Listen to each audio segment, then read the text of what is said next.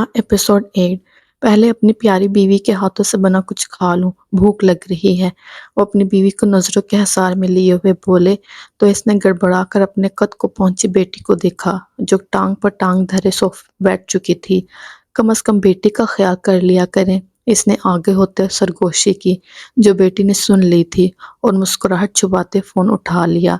भाई, जब लड़ते बच्चों के सामने हैं तो एक दूसरे के लिए प्यार का इजहार बच्चों के सामने क्यों ना करें, डॉक्टर हरून ने दलील दी थी। अब भला कौन बहस करता। और इस रुदाबा नगर में मियाँ बीवी के प्यार से शुरू होने वाली बात बेटी के बड़े हो जाने से होती हुई डॉक्टर हरून के जुमले पे आकर ख़त्म हो जाती थी।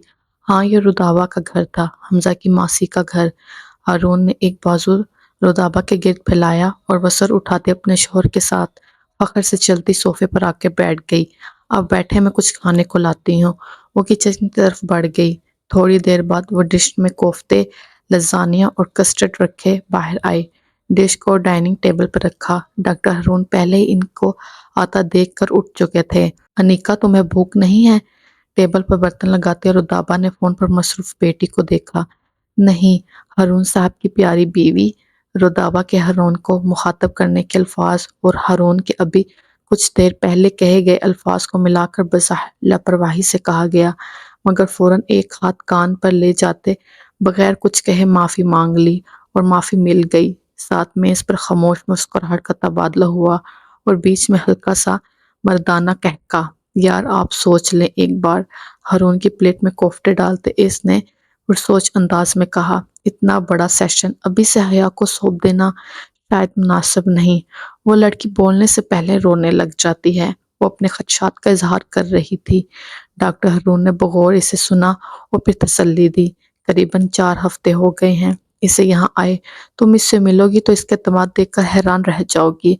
रुदाबा ने भी समझते हुए सर हिलाया। डॉक्टर हरून का फैसला गलत नहीं हो सकता। खाना यूं ही आराम से चलता रहा और तभी रुदाबा का फोन बजा। स्क्रीन पर नंबर देखकर चेहरे पर सारा प्यार उमड़ आया। किसका फोन है? निवाला मुंह में रखते इन्होंने सरसरी से पूछा। अनिका भी कुर्सी खींच कर बैठ रही थी। अरे बाबा, चेहरे से बताया जा सकता है, हमजा भाई का फोन है। इसने इत्तेमाद से तुक्का लगाया और वो लग गया। रुदाबा ने इसे घूरते फोन कान पर लगाया। मासी की जान, मेरा बच्चा कैसे हो? छूटते ही वो हमजा पर वारी जाने लगी। ठीक हूँ, सरसरी कहा गया। वो शरारती लड़का कहाँ है? मुझे भेजते हुए तो कह रहा था सुबह शाम कॉल किया करेगा, वो मुस्नुई खफगी से बोली और हमजा ने होंठ भेजते कहा। इसने रुदाबा के सवाल को नजरअंदाज किया। मेरा बच्चा, मैं इंग्लैंड से आते ही तुम्हारे पास चक्कर लगाऊंगी। तुम क्यों उदास होते हो? रुदाबा को हमजा के साथ यूं लाड करते देख अनिका महजूज हो रही थी। इतने बड़े हमजा भाई और मामा का इनको बच्चों की तरह ट्रीट करना क्या प्यार है। वो सोचकर खुद ही मुस्कुरा देती। इंग्लैंड? वो चौंका। अरे, तुम्हें मैं बताना ही भूल गई, तुम्हारे चाचू किसी इवेंट के सिलसिले में जा रहे थे तो कहने लगे मैं और अनिका भी साथ चलें, तो बस 11 बजे की फ्लाइट से जा रहे हैं, वो जोश से बता रही थी। और इधर रुदाबा को मिलने की ख्वाहिश दम तोड़ने लगी। हारून रुदाबा को देखकर उदासी से मुस्कुराया। Okay, have a safe journey. Phone बंद हो गया। हारून चाचू, आंखों में साया सा लहराया। दोहरा रिश्ता मगर रिश्ते में दूरियां।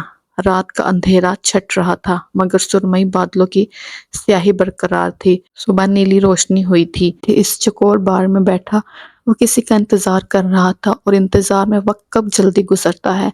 सुबह के 6 बजे भी बार अपनी तमाम तर रंगीनियों से रोशन था। वहां चहल पहल में कोई कमी नहीं थी, पर हाँ, आज वो लड़की वहां नहीं थी और लड़की का इंतजार था भी किसको। इस वक्त इसका दिमाग माजी की यादों से हाल की हकीकत और इस हकीकत से मुस्तकबिल के खदशों का सफर तय कर रहा था। अब तो मुंह में रखी च्युइंगम भी बदजायका हो गई थी, मगर इसकी जिंदगी से ज्यादा नहीं, तो वो परवाह किए बगैर मुंह हिलाता रहा। इंतजार लंबा होता जा रहा था मगर इस लंबे तेल से चिपड़े बालों वालों का कुछ पता नहीं था। सफेद शर्ट और काले ब्लेजर, ऊपर से बार की रंगीनी। कितनी ही लड़कियां इस पर तबसरा करती वहां से उठी थीं। दोनों हाथ बाहम जोड़े, थोड़ी के नीचे और कोहनियां सामने काउंटर पर टिकाए वो मुसलसल एक पैर हिला रहा था। थोड़ी देर वो यूं ही बैठा रहा, फिर फोन उठाया, नंबर मिलाया। भुएं सुकड़ कर ऊपर नंबर वाले के नाम को देखा। नागवारी चेहरे से आया थी। बाएं हाथ फोन से हटाया, दोबारा کھول کے بند کیا، گویا خود کو نارمل کر رہا تھا۔ دوبارہ کال ملائی، بیل جاتی رہی، 1 2 3 اور فون بند ہو گیا۔ کیا لاپرواہی ہے، اس نے بے بسی سے اس کو کوسا۔ اگلے 5 منٹ میں تم یہاں ہو ورنہ اگلے 5 سیکنڈ میں دوبارہ سانس نہیں لے سکو گے۔ حمزہ نے اپنا تمام تر غصہ قابو کرتے میسج ٹائپ کیا اور یہ میسج سینڈ کیا، گہرا سانس اندر کھینچا۔ 5 منٹ 5 سال کی طرح گزرے مگر کوئی نہیں آیا۔ غصے سے بے حال وہ اپنی جگہ سے اٹھا اور لمبے لمبے ڈاک بھرتا بار سے باہر نکلا۔ اس سے پہلے کہ وہ گاڑی کا دروازہ کھولتا کسی نے اس کا ہاتھ پکڑا۔ وہ چونک کر پیچھے مڑا۔ ایک 8 9 سال کا بچہ گراؤنڈ سے آئے، کپڑوں پر 4 مختلف رنگ کے پابند۔ وہ یقیناً مانگنے آیا تھا۔ وہ جلدی میں تھا۔ اس سے پہلے کہ جیب سے چند نوٹ اسے تھماتا، ایک خاکی لفافہ حمزہ کے ہاتھ میں پکڑاتا بچہ آنن فانن نظروں سے اوجھل ہو گیا۔ وہ لمبوں بالوں والی آدمی نما عورت نہیں آئی تھی، پر پیغام آ گیا تھا۔ حمزہ گاڑی میں بیٹھا، انجیکشن میں چابی گھمائی اور گاڑی سڑک پر ڈال دی۔ جب اس علاقے سے نکل چکا تو ہاتھ سے اسٹیئرنگ پکڑے، دوسرے ہاتھ سے لفافے میں سے کاغذ برآمد کیا، غور سے دیکھا۔ یہ کیا بکواس لکھا ہے، کچھ سمجھ نہیں آیا۔ اس نے کاغذ جیب میں ڈالا، عجلت سے دائیں بائیں نظر گھمائی اور پھر سامنے سڑک پر ایک ہاتھ سے اسٹیئرنگ پکڑے دوسرے کو ٹانگ پر رکھے اس نے 2 3 بار بند کر کے کھولا، پھر 2 انگلیوں سے کنکپٹی کو سہلایا اور کان پر لگے بلوٹوتھ پر کسی سے بات کرنے لگا۔ ہاں علی، اس نے وہ کو کھینچا۔ باہر وہ خالی فیکٹری ہے، وہاں کنسٹرکشن ہو رہی ہے، وہاں آ کر مل، ابھی میں بھی پہنچ رہا ہوں 15 منٹ میں، کہہ کر اس نے کان پر لگا بلوٹوتھ اتار کر ڈیش بورڈ کی طرف اچھالا۔ یہ کیا ہے؟ علی نے کاغذ پر عجیب سی انگریزی حروف کو دیکھا اور پھر الجھے سے انداز میں پوچھا۔ پڑھو۔ کاغذ کی طرف اشارہ کیا گیا۔ علی نے ایک نظر کاغذ پر ڈالی اور پھر حمزہ کو دیکھا۔ ایسا عجیب سپیلنگ والے الفاظ اس سے پہلے کبھی نہیں پڑھے تھے۔ عجیب آدمی ہے، وہ بس سوچ کر رہ گیا۔ کاغذ کو بے فضول جھاڑا اور لکھے الفاظ پڑھنے لگا۔ اور عجیب آدمی وہاں پڑے ایک سیمنٹ کے پکے ٹیلے پر بیٹھ کر اس کی طرف متوجہ ہوا اور ہاتھ سے پڑھنے کا اشارہ کیا۔ ڈٹ ڈٹ ڈٹ ڈٹ ڈہ ڈہ ڈہ ڈہ ڈٹ ڈٹ ڈہ۔ پہلی لائن کے اختتام پر اس نے ایک نظر اٹھا کر حمزہ کو دیکھا جو کان اس کی طرف لگائے مگر ہاتھ سے سیمنٹ کو کچلنے کی کوشش کر رہا تھا۔ وہ دوبارہ کاغذ پر جھکا۔ ڈٹ ڈٹ ڈہ ڈہ ڈٹ ڈٹ ڈہ ڈہ ڈٹ۔ اب اسے یہ آوازیں نکالنے میں مزہ آ رہا تھا اور وہ لہرا لہرا کر پڑھنے لگا۔ ڈٹ ڈٹ ڈہ ڈہ ڈٹ ڈٹ ڈٹ۔ آخری لائن پر سر لگایا اور خاموش ہو گیا۔ سوالیہ نگاہوں سے حمزہ کو دیکھا۔ اب بتا کیا ہے یہ؟ اسے کوڈ کہتے ہیں مسٹر علی، سیکرٹ میسج۔ اس نے خفگی سے وہاں ایک پکے سیمنٹ کے اونچے چمبے والے ٹیلے پر بیٹھتے اسے خفگی سے دیکھا۔ علی سے اس جہالت کی سے توقع نہیں تھی۔ وہ گڑبڑا کر شرمندہ سا مسکرایا۔ "And I have no research to this."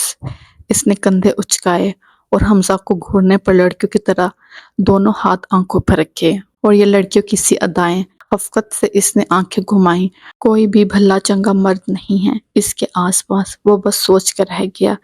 "Hello Sri Devi صاحبہ، اب ہاتھ نیچے کریں اور میری بات دھیان سے سنیں." حمزہ نے ایک چھوٹا کنکر اٹھا کر علی کے پینٹ کا نشانہ بناتے مارا جو اب تک منہ پر ہاتھ رکھے بیچ انگلیوں سے اسے دیکھ رہا تھا۔ "اچھا بتا کس نے بھیجا ہے یہ میسج؟" سنجیدہ سادہ اس کی طرف بڑھا۔ "پہلے میسج ڈیکوڈ کریں گے." حمزہ نے کاغذ اس کے ہاتھ سے پکڑا اور اپنے بلیزر کے اندرونی حصے سے پین نکالا۔ "یہ سگنلز ہیں جس کی مدد سے دور سے سمندروں میں بیٹھے لوگ ایک دوسرے کو میسج بھیجتے ہیں۔ یہ میسج روشنی کی مدد سے دیا جاتا ہے۔ انگلش کے تمام حرف کو یہ ڈاٹ اور ڈیش سائن کر دیے گئے ہیں، جیسے ایک بار ڈاٹ مطلب ای اور ایک بار ڈیٹ مطلب ٹی۔ اس طرح یہ ڈاٹ اور ٹی کا کمبینیشن کمپلیکس ہو جاتا ہے، جیسے کہ ہمارے میسیجز بہت سے ڈاٹ اور ڈیٹ ہیں۔ علی کے ہاتھ میں پڑے کاغذ کی طرف اشارہ کیا۔ "سارے رستے وہ یہی تو سرچ کرتا آیا تھا، تو ڈیکوڈ کر اسے۔ علی نے عجلت سے کاغذ آگے بڑھایا۔ "مجھے آتا ہوتا تو کر چکا ہوتا." اس نے بھوری آنکھیں سکڑی جو اور چھوٹی ہو گئیں۔ "تو اب؟" علی نے لب کاٹے۔ "Nice question." حمزہ نے انگلی اٹھا کر سر ہلایا اور اپنا فون نکال کر گوگل پر امپورس کوڈ ڈیٹیکٹیو لکھا۔ پیج اپلوڈ ہوا۔ انگوٹھا تیسے نمبر والی سائٹ پر رکھا۔ سائٹ کھل گئی، کاغذ پر لکھے الفاظ وہاں باکس میں ٹائپ کیے، ڈیکوڈ کا بٹن دبایا اور علی بالوں میں ہاتھ پھیرتا کسی سسپینس سیریل کی کیفیت میں اگلے سین کا انتظار کرنے لگا، اور یہ میسج ڈیکوڈ ہوا۔ وہ رکا، اف، خدشات درست ثابت ہو رہے تھے۔ علی نے اس کے چہرے کے تاثرات دیکھے اور کاغذ پر جھانکا۔ حمزہ سیو اس، حمزہ سیو اس۔ اسکرین پر باکس مین لکھا آ رہا تھا۔ اس نے فون کی اسکرین سے حمزہ کے چہرے تک کا سفر کیا۔ وہ زمین پر پڑے بے ترتیب سیمنٹ کے جس چھوٹے بڑے ڈھیلوں کو دیکھ رہا تھا۔ یہ کس نے بھیجا ہے؟ پہلے کیا سوال دوبارہ دہرایا۔ حمزہ ہاتھ جھاڑتا کھڑا ہوا۔ پتہ نہیں، یا شاید پتہ ہے۔ کاغذ بلیزر کی اندرونی جیب میں ڈالتے اس نے کندھے اچکائے۔ پتہ یا نہیں پتہ؟ علی نے اس کے سیاسی سے بیان پر اسے تھوڑا دیکھا۔ سیو اس مطلب؟ ہمیں بچاؤ، ہمیں کسے؟ شہری اور شیروان؟ انگلی تھوڑی پر رکھے ہلکے چھتوں بالوں پر پھیری۔ مگر شہری اور شیروان دونوں میں سے کوئی بھی مجھے حمزہ نہیں کہتا، اور جتنا میں شہری اور شیروان کو جانتا ہوں، ان کو یہ مورس کوڈنگ نہیں آتی، کم از کم مجھے نہیں آتا، وہ ان کو بھی نہیں آتا۔ یقین سے کندھے دوبارہ اچکائے۔ پھر دانی؟ علی نے اپنے خیالات کا اظہار کیا۔ ارے نہیں، اسے کہاں آتا ہوگا؟ آنکھوں میں چمک آئی اور تیزی سے علی کی طرف مڑا۔ ہاں ہاں، اسی کو تو آتا ہے۔ اپنی بائیں ہتھیلی پر دایاں ہاتھ الٹا کر کے مارا۔ میں اس پر غصہ ہو رہا تھا کہ وہ نہیں آیا، مگر پیغام آیا ہے، کلیو مل گیا تھا۔ دیکھ دانی بحری فوج میں تھا، اسے پتہ ہے سمندر میں کیسے میسج بھیجا جاتا ہے۔ ایک طرف سے مناسب وقفے سے لائٹ سے سگنل دیا جاتا ہے اور پھر دوسری طرف بیٹھے لوگ میسج ڈیکوڈ کرتے ہیں۔ کیونکہ یہ بحری فوج وغیرہ استعمال کرتی ہے تو اس لیے ہمیں یہ کوڈ نہیں آتا تھا۔ یہ کوڈ کی تفصیلات سے علی کو آگاہ کر رہا تھا۔ رہی بات دانی کی، اسے مجھ سے ملنے آنا چاہیے تھا۔ میں نے اسے بلایا تھا، وہ نہیں آیا، اور جب میں اسے ملنے جانے لگا تو باہر ایک بچہ آیا اور پکڑا کر چلا گیا۔ اب یہاں دو باتیں ہیں، یا تو شہری اور شیروان نے یہ پیغام بھجوایا ہے، یا شاید پریشانی میں میرا نام لکھ دیا، جو کہ ڈاؤٹ فل ہے۔ وہ رسان سے بولتا جا رہا تھا۔ دوسرا، یہ دانی نے بھیجا ہے۔ لیکن وہ رکا اور پھر ادھورا جملہ مکمل کیا۔ وہ سیوس اسے کیوں کہہ رہا ہے؟ وہ تو اکیلا ہے اور شہری لوگ وہاں اس کی موجودگی سے انجان ہیں۔ یہ کیا کنفیوژن تھی؟ پیغام آیا تھا مگر ادھورا تھا، یا مکمل بھی تھا؟ تو کنفیوژن تھی۔ اب کیا پلان ہے؟ قدم قدم چلتے وہ گاڑی کی طرف جا رہے تھے۔ بلایا ہے تو جانا پڑے گا، میں سب کو انفارم کر دیتا ہوں، تیار رہیں۔ علی نے کال کرنے کے لیے فون نکالا، مگر حمزہ کے جواب پر ہاتھ رکے۔ تیرا دماغ خراب ہے؟ وہ لوگ شاید پکڑے گئے ہیں۔ پکڑے جانے مطلب ٹریپ، تیرے لیے ٹریپ، تو اکیلا نہیں جا، وہ پیچھے سے چلایا۔ حمزہ اس سے چند قدم آگے تھا۔ واپس میرے ساتھ جائے گا یا پیدل آنے کا ارادہ ہے؟ گاڑی کا دروازہ بند ہونے سے پہلے یہ آخری الفاظ تھے جو علی نے سنے۔ رات کا سناٹا بڑھا اور 6 لوگ کالے سوٹ میں ملبوس لاہور سے باہر اس چھوٹے گوٹ میں ان کچے گھروں سے فاصلہ بنائے دور سڑک پر گاڑی ایک طرف لگائے کھڑے تھے۔ سب کی نظریں چھوٹے گھروں کے بیچ کھڑے بڑے صحن والے گھر پر تھی۔ کب یہ بتیاں بجھتی اور کب وہ اپنا کام شروع کرتے۔ یہاں سے دور کچھ فاصلے پر ایک اور گاڑی کھڑی تھی جس میں ایک لمبے بالوں والی آدمیوں کے سے وضو اورنج لپسٹک کو ہلکا کر رہی تھی۔ کیا عذاب ہے! ہون ٹشو سے تھپتھپاتی وہ جوویز آئی۔ اسے مت اتارو! کان میں سے کوئی چلایا اور پھر ہلکے کہکوں کی آواز سنائی دی۔ اس کا دل چاہا یہ مائکرو فون اور سامنے لگا منی کیمرہ اٹھا کر باہر پھینک دے، مگر وہ نہیں کر سکی۔ گہرا سانس اندر کھینچا، چہرے پر آتے بالوں کو پیچھے کیا۔ کان میں بولنے والا بھلا چنگا آدمی لگ رہا تھا، اور وہ خود خسرا، وہ بھی 2 نمبر۔ اپنی سوچ پر اس نے خود ہی لعنت بھیجی۔ انسان کو بڑے بول نہیں بولنے چاہیے۔ وہ سمجھ گیا تھا۔ میں ان عجیب سے کپڑے پکڑ کر اسے کھینچے اور یہ ان کی سنہری بالوں کو ہاتھ لگایا، اور اس بےہودہ میک اپ کے بغیر بھی جا سکتی تھی۔ کان میں ایک اونچا کہکا اور پیچھے ہلکے کہکے سنائی دیے۔ مطلب تھا وہ گڑبڑایا۔ صبح سے پریکٹس کر کر کے وہ خود کو مونس ہی سمجھ بیٹھا تھا۔ میرے بھائی تو فٹ لگ رہا، ایک دم مدھوری۔ فاصلے پر کھڑی دوسری گاڑی میں سے اسی طرح سیکنڈ سیٹ اپ پر بیٹھے علی نے وہیں سے ہونٹ گول کر کے اسے چوما۔ سب نے پھر کہکا لگایا۔ بےہودہ کہکا سنتے کم از کم اس کو بےہودہ ہی لگا تھا۔ اس نے نائٹ گوگلز آنکھوں سے لگائے دور کچی آبادی کو دیکھا۔ ہلچل نہیں تھی مگر بتیاں بجھنے کا انتظار تھا۔ جب تک میں نہ کہوں تم لوگ مت آنا، وہ حکم دے رہا تھا۔ اور ہاں، اضافی نفری کے لیے پیچھے پیغام دے دینا تاکہ کسی بھی غیر متوقع سچویشن میں وہ ہمیں اسٹینڈ کر سکے۔ You know back up. خود کو دوبارہ شیشے میں دیکھتا وہ بولا۔ دوسری گاڑی میں کچھ سر اجتناب میں ہلے۔ اب ملتے سر اس کو کیسے نظر آتے؟ علی بھی کچھ نہیں بولا اور اس کے اکیلے جانے سے مطمئن نہیں تھا، اور وہ پچھلے لمحے کی ہنسی غائب تھی۔ حمزہ، یہ ان لوگوں کا قلعہ ہے۔ وہ بہت ہوں گے۔ میرے خیال سے ہمیں ایک ساتھ دھاوا بولنا چاہیے۔ علی نے اپنے خدشات کا اظہار کرتے رائے دی۔ علی، شہری اور شیروان ان کے پاس ہیں۔ زیادہ لوگ مطلب زیادہ آہٹیں۔ ہماری ذرا سی غلطی ان کو ہوشیار کر سکتی ہے، اور میں کوئی غلطی نہیں چاہتا۔ اس نے ایک ایک لفظ پر زور دیتے کہا، اور ان کو نہیں دیکھ سکتا تھا مگر میک اپ میں بھی اس کے چہرے کے سخت تاثرات وہ دیکھ سکتے تھے۔ ہمیشہ کا ضدی۔ علی نے منہ پھیر کر ونڈ اسکرین سے باہر دیکھتے کہا۔ پیچھے بیٹھے فکر مند چہروں پر ہلکی مگر اداس مسکراہٹ پھیلی۔ یہاں وہ اپنا پلان ترتیب دے رہے تھے، اور وہاں اس کچے گھر کے نیچے کوئی بڑا سرپرائز ان کا منتظر تھا۔ رات آہستہ آہستہ گہری ہو رہی تھی۔ مٹی کے اس بڑے صحن والے گھر میں پچھلے شام سے عجیب گہما کمی تھی۔ ہر کوئی منفرد طور پر خود کو سجا رہا تھا، اور اب آہستہ آہستہ لوگ کم ہوتے جا رہے تھے۔ وہ باہر نہیں آ رہے تھے، اندر ہی کہیں غائب ہوتے جا رہے تھے، مگر کہاں؟ باہر دروازے سے اندر کو مضبوط اجسام کے کھسرے کسی کا انتظار کر رہے تھے۔ وہ الرٹ کھڑے تھے۔ انتظار ختم ہوا۔ بتیاں بجھ گئیں، اور اندھیرے میں سے بہت سے قدموں کی آہٹیں سنائی دینے لگی۔ دور کھڑی پہلی گاڑی کا منظر اب بھی کم و بیشتر وہی تھا۔ پیچھے سمایا اور عنایا اور تراب، آگے ڈرائیونگ سیٹ پر زویان، اور ساتھ فکر مند سا بیٹھا علی۔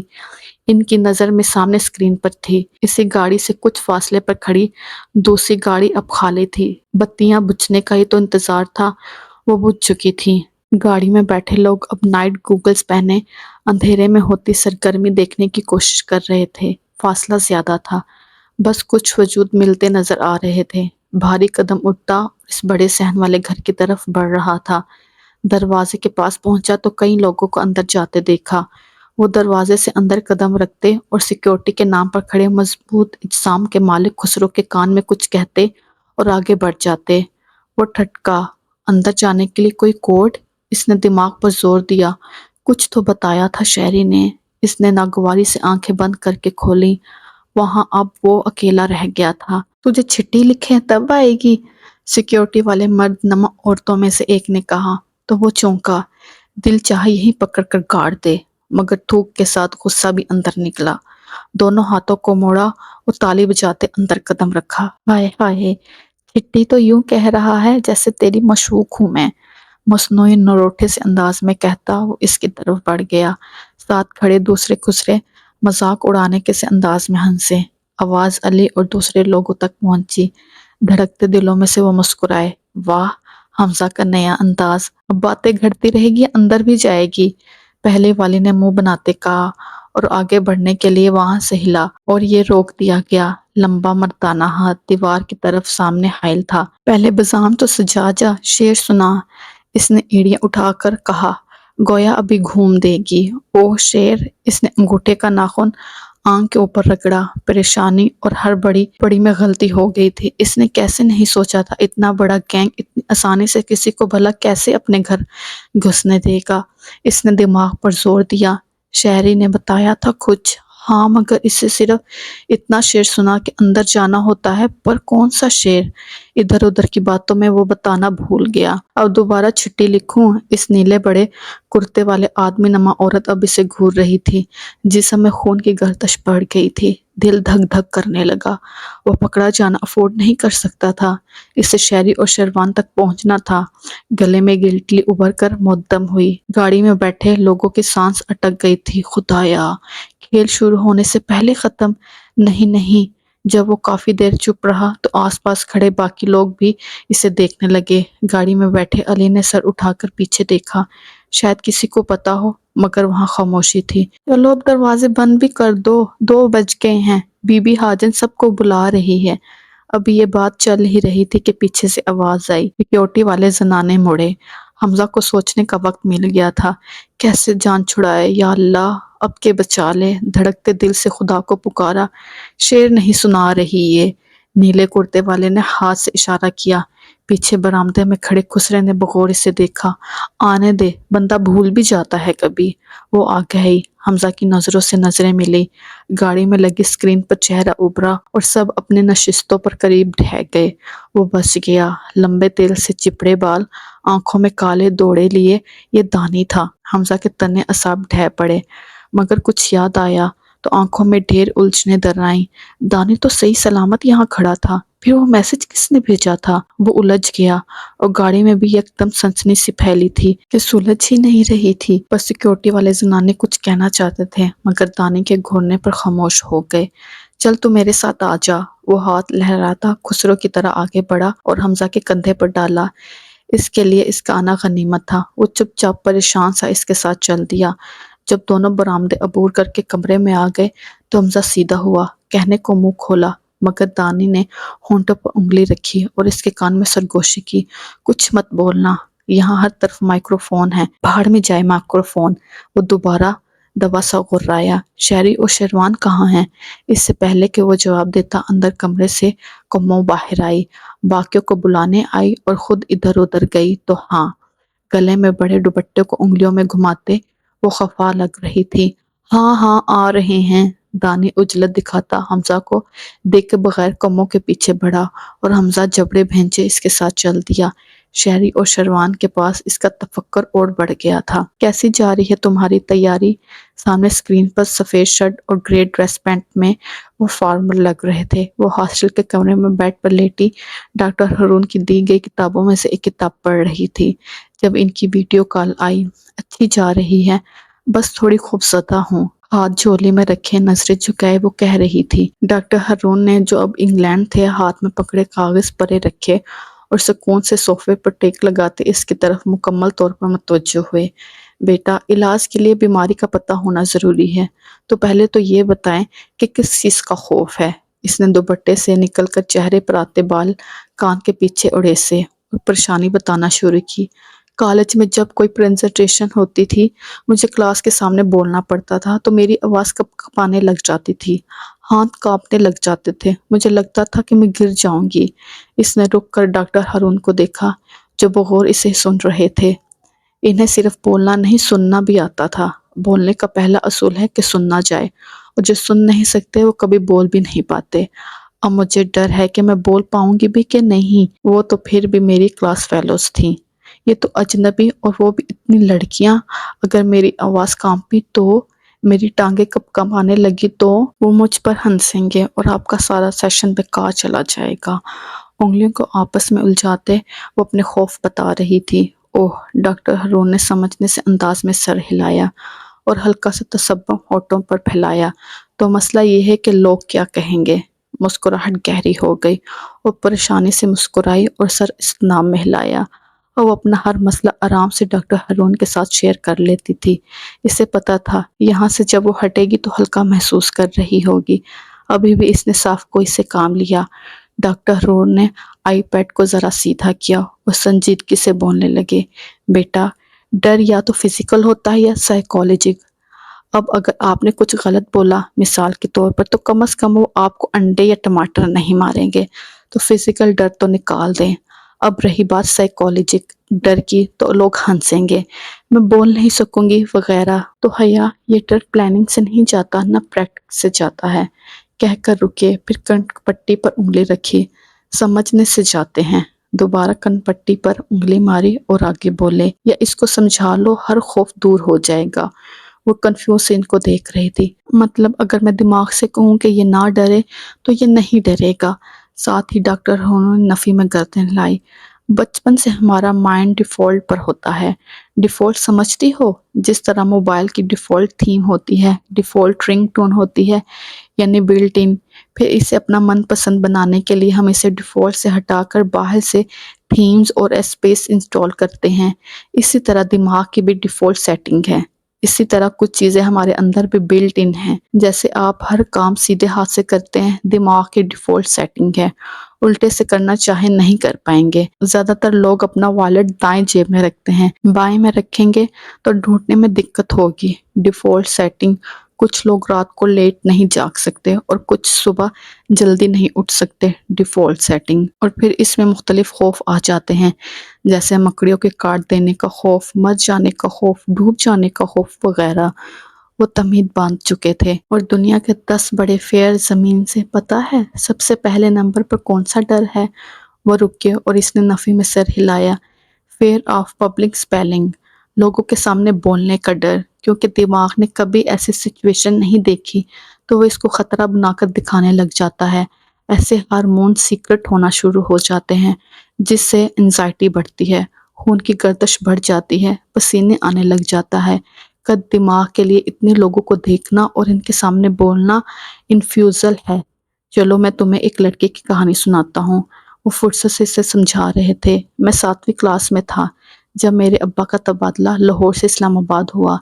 نئے اسکول میں داخلہ لیا۔ پہلے دن جب میں اسکول گیا تو ٹیچر کے آنے سے پہلے میں اپنی رف کاپی پر اسکیچ بنا رہا تھا۔ ٹیچر آئی اور کہا، وہ جیسے خود کو وہیں تصور کرنے لگا۔ درمیانے سے سائز کا کمرہ، سامنے ٹیچر کا ڈیسک اور کرسی اور پھر ساتھ بیٹھے قریباً 40 اسٹوڈنٹ۔ ہر سب کو اپنا انٹروڈکشن کروائیں۔ ٹیچر نے اینک کے پیچھے سے اسے دیکھ کر کہا۔ اپنا نام سن کر لڑکا کاپی بند کرتا کرسی سے اٹھ کھڑا ہوا اور ایک نظر کلاس کو دیکھا اور نظریں جھکا لیں۔ یوں لگا حلق میں کچھ اٹک گیا ہے۔ آوازیں بند ہو گئی، ماتھے پر پسینہ آنے لگا۔ اسے اپنے آس پاس بچوں کے بننے کی آوازیں آنے لگی اور وہ رو دیا۔ اسکول کی کلاس سے نکل کر دوبارہ انہوں نے خود کو حیا کے سامنے پایا۔ وہ دونوں ہاتھوں کو ملائے اس پر تھوڑی رکھے بغور سن رہی تھی۔ وہ ڈر لے کر لڑکا بڑا ہوا۔ وہ ڈر اس کی روح کا حصہ بن گیا۔ میٹرک کیا، کالج پہنچ گیا اور ڈر پلتا گیا۔ دوسروں کو یوں اسٹیج پر کھڑے بولتے دیکھتا تو بہت ہرٹ ہوتا۔ گوگل پر ڈھیروں طریقے ڈھونڈے about to overcome the fear of public spelling، اور پھر اسے ایک فارمولا مل گیا۔ Formula to get anything in the world۔ ہاتھ اٹھا کر 5 انگلیاں دکھائیں۔ بیٹا 5 سیکنڈ میں آپ دنیا کی کوئی بھی چیز حاصل کر سکتے ہو اور 5 سیکنڈ میں اپنے دماغ کو ڈیفالٹ سے ہٹا سکتے ہو۔ صبح اٹھ نہیں پاتے، الارم لگائیں اور جب الارم بجے تو لیٹے سوچتے مت رہیں کہ اٹھوں یا نہ اٹھوں۔ 5 سیکنڈ اگر گزر گئے تو آپ نہیں اٹھ سکتے۔ ایسے ہی کوئی نظر آیا، بات کرنے کو دل چاہا، 5 سیکنڈ میں اگر آپ نے اس کی طرف قدم نہیں بڑھایا تو آپ اس سے بات نہیں کر سکیں گے۔ جو کرنا ہے زندگی میں 5 سیکنڈ میں اس کا آغاز کر دیں، ورنہ کبھی نہیں کر سکیں گے۔ وہ چپ ہوئے۔ حیا، ہمیں ڈر چیزوں سے نہیں، ان کے نتائج سے لگتا ہے۔ جیسے ایک بچے پیپرز میں اگر چیٹنگ کریں تو ڈر چیٹنگ کرنے کا نہیں بلکہ پکڑے جانے کا ہوتا ہے۔ تو زندگی میں جب کبھی کوئی پریشانی آئے یا کچھ بھی کرنا چاہو تو سوچ لینا اگر اس کا نتیجہ میکسیمم کیا ہوگا۔ جب نتیجہ پتہ چل جائے گا اور ڈر نہیں رہے گا، اسٹیج پر جا کر غلط بولو گی تو بتاؤ تقسیم کیا ہوگا؟ لوگ ہنسیں گے، تم بھی ہنس دینا۔ جو خود پر ہنس لیتے ہیں ان کو دوسروں کو ہنسنا پھر برا نہیں لگتا۔ حیا، ہمیں اپنی زندگی میں لوگوں کو اپروول کیوں چاہیے ہوتا ہے؟ وہ کہیں گے کہ تم اچھے لگ رہے ہو تو ہم مانیں گے، ورنہ ایک نے کہہ دیا کیا پہن آئی ہو اور یہ ہم ڈاؤٹ فل ہوئے۔ انہوں نے مایوسی سے کہا، پتہ نہیں ہمیں یہ اپروول کیوں چاہیے، ورنہ تیار ہو کر شیشے میں دیکھو، اگر اپنا آپ بھلا لگ رہا ہو تو you should have believe in your self. وہ بہترین محسوس کر رہی تھی۔ چہرے کا تناؤ کم ہو گیا تھا۔ اپنے سیشن کے موضوع پر اتنا بڑھ چڑھ کر جاؤ کہ جب بولو تو خود بخود بولتی چلی جاؤ۔ نالج کو اپنا USB جو آپ کو یا آپ کے پروڈکٹ کو لوگوں میں منفرد دکھائے بنا لو۔ USB۔ وہ زیر لب بڑبڑائی، اور ہاں آخری بار ٹانگ پر ٹانگ دھرتے وہ مسکرائے۔ زبان سے بولو گی تو لوگ کانوں سے سنیں گے، دل سے بولو گی تو لوگ دل سے سنیں گے۔ وہ چپ ہو گئے۔ ڈر کی مریضہ نے خود کو شفا یاب محسوس کیا۔ یہ ایک نہایت کشادہ حال تھا۔ یہ بڑے بڑے ستون جو کسی محل کی مشابہت دے رہے تھے۔ دیوار پر نیلے جالی دار پردے تھے جن کو دیکھتے ہی ان کی قیمت کا اندازہ ہو رہا تھا۔ ان پردوں کے پیچھے چھوٹی LED لائٹس جگمگا رہی تھیں۔ نظر آگے بڑھاؤ تو زمین سے 5-6 انچ اونچی جگہ تھی، شاید سٹیج تھا۔ اس پر قدور کرسیاں اور کرسیوں پر پرجمان شاہی کپڑوں سے ملبوس زیب تن کیے مرد نما عورتیں۔ سامنے ترتیب سے لگی آخری دیوار تک کرسیاں، اسی طرح آس پاس ایسے اور بہت سے زنانے کام کرتے ادھر ادھر پھر رہے تھے۔